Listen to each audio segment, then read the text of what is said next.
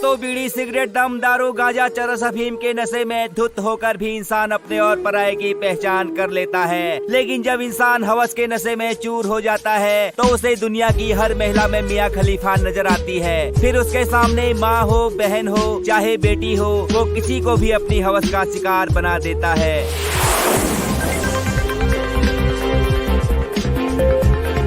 दोस्तों, ढलती जवानी और हवस की इंसानियत को शर्मसार कर देने वाली ये घटना बिहार के सिवान के दरौली थाना क्षेत्र से सामने आई है। यहाँ का रहने वाला 50 साल का योगेंद्र राय सेक्स के लिए इतना पागल था कि उसने अपनी पत्नी चंपा देवी को गुलाम बनाकर रखा था।